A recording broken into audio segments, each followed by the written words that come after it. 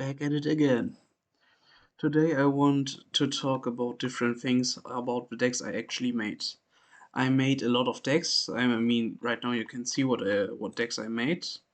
And let's start with talking about what decks I made. I downloaded 3 different decks from a Yu-Gi-Oh! Pro deck. This is a Blue Eyes deck, which is pretty shitty. It's not that good in my opinion. In my opinion, this specific deck brings a lot, way too much. I mean, as you can see, there isn't even the True Light in this deck. This is a deck from January 2021. It's decent, but not good, in my opinion. Next, we have this deck, the Blackwing deck. I mean, it's a very good deck. In my opinion, it is one of the best decks I have in this specific deck selection. It is very balanced. As you can see, we have one Red Eyes fusion in it to have access to Dragoon. We have Verti Anaconda. We have very good synchro monsters with Savage Dragon and Full Armor Master, which I think are both usable in this deck. Our synchro pool is very good.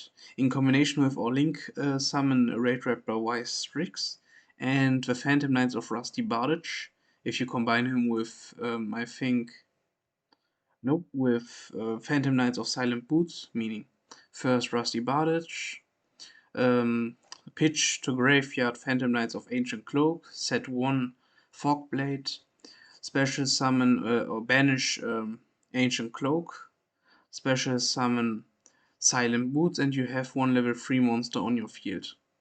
It's pretty neat. The Blackwing part of this deck is very good. I mean, the playmakers in this deck are specifically Blackwing Simone the Poison Wing. He's a very good card to start with. Black Whirlwind, it's basically one of the best cards to have in this deck.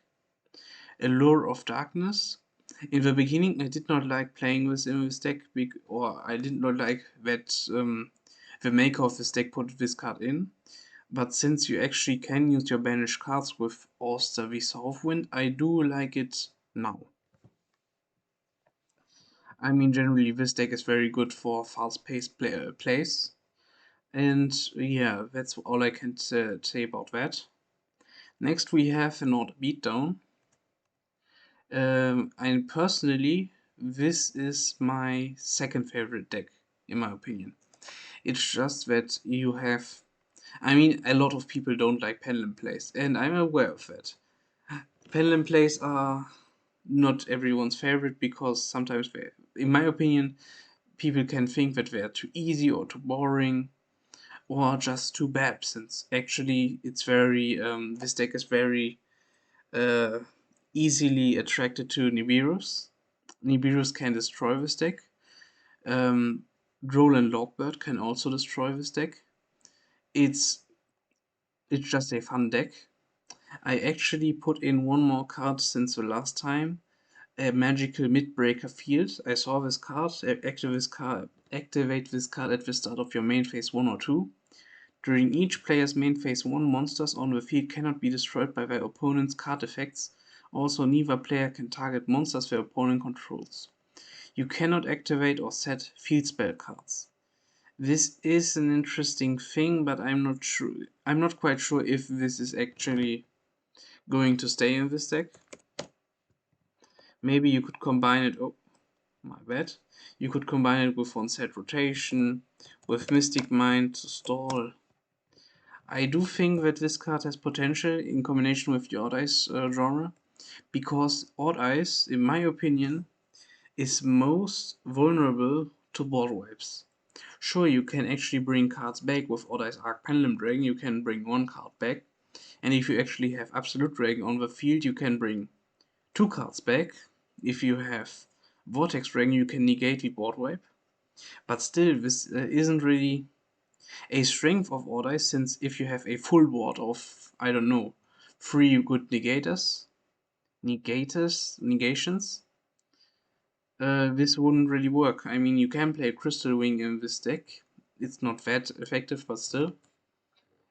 I mean, all your strong monsters will get destroyed if you play too aggressively. That's what I wanted to say. And still, it's a fun deck. This is a blue eyes deck that I tried making, and well, as you can see, it's a lot simpler than the other deck. I wanted to have a lot of draw power, and I wanted to get back my guys. But I also played a lot of traps. This deck is also really oriented to, I think, Samurai X1 or so. That's a YouTube channel I watched. He said he had a title with Blue Eyes 2021, really good Blue Eyes deck or something, and I watched it, which it should be really similar to that. And yeah, as you can see, in my opinion, this is still not a good deck. I don't think it's really working out for me. I mean, you can play Blue Eyes with ritual cards or fusion cards, which both of those I did not play. Well, whatever. Next would be the burn deck. It's a really basic burn deck. I just wanted to stall really a. This is a deck that would work if we were still playing in a beatdown area. Era, not area. I have stalling cards. I have a lot of stalling cards, and I have a good amount of like life point gain cards. And I can access my synchro pool, which is actually okay in my opinion. So decent 10 years ago or so, but not anymore. Where are we right now? Custom. You see my names aren't the best. This is a Cyber Dragon deck. In my opinion, it is okay. We have a lot of machine duplication. We have Cyber Dragon Core. Cyber Valley isn't really played anymore, and I know why. But I still like it in my deck. Mirror Force also isn't played any that often anymore, in my opinion. Drowning Mirror Force is, in my opinion, the strongest Mirror Force since it actually shuffles cards on the field into the deck of your opponent, and that's a really good destruction effect. In your think about it. If you are playing Shadow, I think you can access your graveyard. If you are playing Sky Striker, you get something out of it if you access your graveyard. There are a lot of cards that you get something out of them if you get them into your graveyard or your banished zone, or maybe even your hand. Meaning there is one Storming Mirror Force, I think. Yeah, this is bringing your opponent's cards back to their hand. And in my opinion, that's too weak. You can get cards out of the way like those extra deck cards, since they go back to hand, meaning they go back to your extra deck. But still, Drowning Mirror Force is better for every other card. So, I don't know. Okay, since this card activates on direct effect, and this card actually activates every time. I mean, in my opinion, I like Drowning Mirror Force more. That's what I want to say. Finished. Evenly matched. This is just a very generic Cyber Dragon deck, in my opinion. Next, we would have Custom 2. This was an Odd Eyes deck. Did I show it off? I might have showed this one off in a video of mine, but right now I'm not quite sure. This is a combination of the Odd Eyes archetype and the Magician archetype. It's a mix of everything basically. You also have performer play cards in this deck. Yeah, I did show this deck off. If you, in my opinion, you can either play Odd Eyes, really Odd Eyes heavy. You can put in the Magician engine, meaning you put in Pendulum Calls, you put in Pendulum Magicians. It works, especially with Noble Dragon Magician. You can access your links, your level 7 synchros really good, really well. And if you do it right, you can also access your level 8 synchros. But that's actually all this deck does, in my opinion. It's not that strong if it goes to a longer. If it goes on a little longer than usual. Also, it doesn't bring out a very good board, except Appaloosa, Vortex Dragon, and sometimes Borload. You can't really do much with this one. DDD, on the other hand, this is in my opinion a really strong deck comparatively to the other. Speaking to the other decks, you have a very good strategy of bringing out your fusion monsters, of bringing out your synchro monsters, your link monsters. Everything is able to link together to each other. Your playmakers are 3, 6, 9 cards. You have, your search. You need Swirl Slime, Necro Slime, and Lamia to actually play this deck well, in my opinion. Dark Contract with a Gate can search them. One can search them, and you can search them with Copernicus and with 7 Kepler, meaning from 7 Kepler to, let's say, Upstart Goblin, let's say until here, a Dark Contract with a Gate, you can search every card here. Also, Dark Contract with a Swarm King is basically a substitute for DD Swirl Slime. In my opinion, it's not that good, that's why I'm playing him at 1. You have a good substitute for Necro Slime with Vice Typhoon, even though it's only for 1 round, but still it's a good substitute. 7 Newton is just a very good Pendulum Scale 10 card, and you can actually get cards back from your graveyard, so that's a good card. DD Baphomet is a very good card for accessing your synchro pool, since you can actually target DD monsters and declare a level and they become that level. It's, in my opinion, really good. Zero King Laplace is basically my way of outing. Actually, I'm going to change this a little bit. My way of outing cards like Chaos Max, Blue Eyes Chaos Max Dragon, cards that have a high ATK value. This card is weak against Access Code Talker since it goes for original ATK and not real ATK. And Divine Zero King Rage. This is just a good card because you're playing a lot of high level monsters and you can actually summon DD monsters of a higher level without tributing whatsoever. Meaning this card is important if you want to go into a beatdown direction. This card also is really vulnerable to board wipes in my opinion, since you don't actually have too many negates.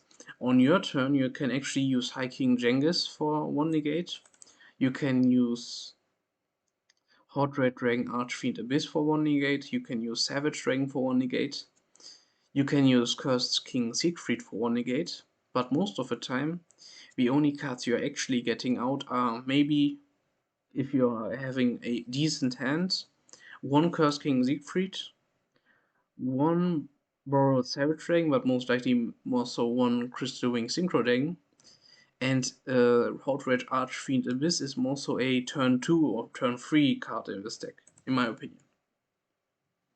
Except if you really want to go for him, but still, it's not that good for spell negates in my opinion. You are more so going to go for monster negates since you can actually summon Crystal Wing very well. And Raijeki is still at 1, which I personally like in my opinion. It's a nice card. Next we have Nordic, which we will skip because I will be making a video to that soon, after I'm making an Xyz and a Link video, but yes. This is a version of Pendulum Magicians with Odd Eyes Engine, meaning you want to have your Pendulum Magicians to access your Synchro Pool. This card is really a really good board wipe, since you actually can wipe everything out. It's not a once per turn. This is not a once per turn card, which is baffling me. And another really interesting card is this Rapid Fire Magician. I mean, Why is this card not being abused? Inflict 400 damage to your opponent each time you activate a normal spell card. I think there was one other card, cannon something, a spell card. Okay, I don't know its name, so I can't really find it. Each time you affected, you could throw away one card from your hand or something and inflict 400 or 500 damage, which was not a one per turn. And this was a really well thought out card. Magical Explosion is also a card. 200 damage for each spell in your graveyard. Granted, spell in normal space something different, but still, I do think this card has potential to break the game. I mean, it has potential for 1TKs, OTKs, or FTKs in this case. And yeah, we have red, Ritual Hell, and you say. Red is a Dark Magician deck. I have put in the Eye of Timaeus because I do like this card in combination with Dark Magician, and I do think that this deck is really interesting in the sense that you can take out Dark Magic Curtain. This was more so in experimental. It's interesting that you can actually put out your Dark Magicians, your Magician of Dark Illusion, and you can play your rank 7 Xyz monsters, but this deck is actually really weak. Except for banishing one card each turn, you don't get anything out of this deck. I mean, you can access your Red Eyes Dark Dragoon, which is why this deck has some potential, but still, this only is Red Eyes Dark Dragoon is the only reason I think that this deck is somewhat good. In another format, it would actually, in my opinion, be lower tier. Dr. I can't speak his name. Red Eyes Dark Dragoon is a really good, almost generic card since you only need 3 cards: Dark Magician, Red Eyes Black Dragon, and Red Eyes Fusion. And some people, I mean 4 cards if you want to count Predaplant, Veta, Anaconda, but it's really easy to summon, which is why basically every deck plays him. Not every deck, but still. Last two, Ritual Hell.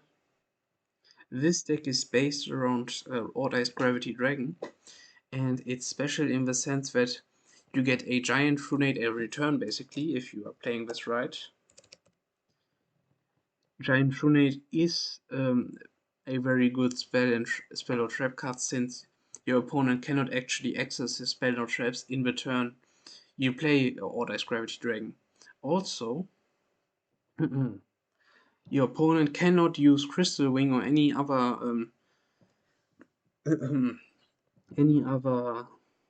monster negates for this card, since your opponent cannot activate cards or effects in response to this effect's activation. Meaning the only card that can actually stop him is the Solemn series. Solemn Strike, Solemn Judgment, because that would stop his summoning, or negate his summoning, which would and also destroy him. But in every other case, this card is actually really strong. Meaning if you get to bait out one Solemn Judgment and you are able to play Odd Eyes Gravity Dragon, which by the way you can also pitch him to your graveyard and access your Odd Eyes, you can access Odd Eyes Advent. Oh, Odd Eyes Advent. Oh, here it is.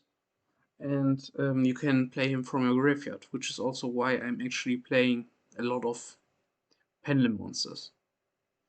Also, you can swap this deck to a fusion-based deck if you take out basically this row of cards, the last row, and you change it for this row of cards, then you basically have your fusion deck. Easy as that. I also play Dragoon here, but I do not think it's actually necessary. And the last deck I wanted to talk about is this deck from USA.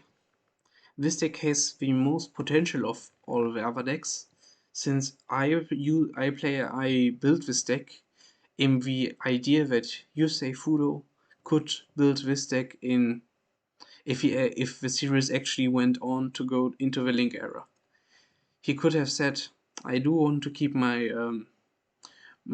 Stardust Dragon, I do want to keep my warrior monsters, but I think Formula Synchron, it really fits well with my deck, I will play it.